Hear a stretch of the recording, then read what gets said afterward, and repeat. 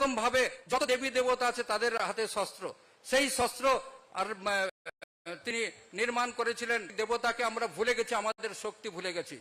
বন্ধুগণ, আজকের উপলক্ষে আপনাদের কাছে আহ্বান করব, আমাদের মনের মধ্যে তো ভক্তি আছে, চৈতন্য মহাপ্রভুর হরিনাম করতে গিয়ে আমরা চোখের জল ফেলাই, কিন্তু আমরা চৈতন্য মহাপ্রভু মার কাজী কাঠ কাজী বোঝে যখন কীর্তন বন্ধ করেছিল, সমাজে প্রতিবাদ করেছে।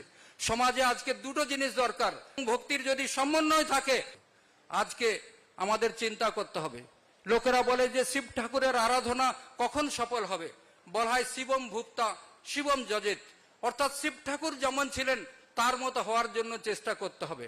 আমাদের চিন্তা করতে হবে, শান্তিকালীর প্রতি যদি আমাদের শ্রদ্ধা জ্ঞাপন করতে হয়, শান্তিকালী যেমন ছিলেন তার তিনি যে সাধনার পথ আমাদের দেখিয়ে দিয়ে গেছেন, তিনি যে সমাজ সেবার কাজ আমাদেরকে দেখিয়ে দিয়ে গেছেন, সেই কাজ কিন্তু যদি আমরা করতে পারি তাহলেই সত্যিকারের শান্তিকালীর প্রতি শ্রদ্ধা জানানো হবে।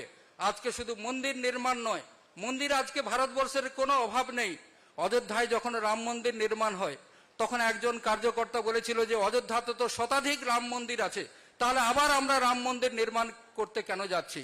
মূল উদ্দেশ্য হচ্ছে রাম মন্দিরকে কেন্দ্র করে প্রত্যেক ব্যক্তির মধ্যে রামত্ব। আজকে আমরা শান্তিকালীর প্রতি তাকে এইরকমই, আজকে আমাদের দেবতার আমরা মন্দির আসন এখানে আমরা স্থাপন করেছি, এখানে আমরা মন্দির নির্মাণ করেছি সিদ্ধেশ্বরীর মন্দির। সিদ্ধেশ্বরী মানে আপনাদের প্রত্যেকেরই মনোবাঞ্ছা পূর্ণ হোক। প্রত্যেকের মনোবাঞ্ছা তখনই পূর্ণ হবে আমরা স্বামীজির মতো হওয়ার জন্য চেষ্টা করব, শান্তিকালীর মতো হওয়ার চেষ্টা করব।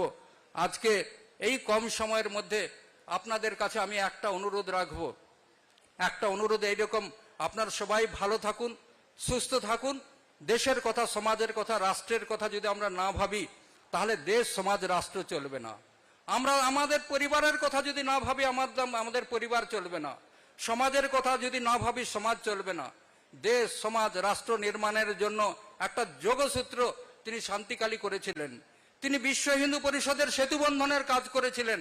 আমাদের অনেক প্রোগ্রামে তার সাথে দেখার সৌভাগ্য হয়েছিল।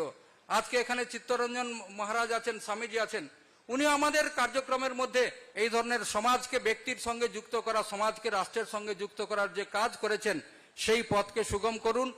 আর আমরা আশা রাখবো সেখানে মাতাজির আশীর্বাদ আর এখানে সবার উপর বর্ষিত হোক। সবাই ভালো থাকুক, সুস্থ থাকুক, এই প্রার্থনা করে আমার বক্তব্য সমাপ্ত করছি।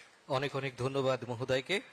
এবারে আমাদের উদ্দেশ্যে কিছু বলবার জন্য বিনম্রভাবে অনুরোধ রাখছি মহারাজা প্রদ্যোৎ বিক্রম কিশোর মাণিক্য মহোদয়কে।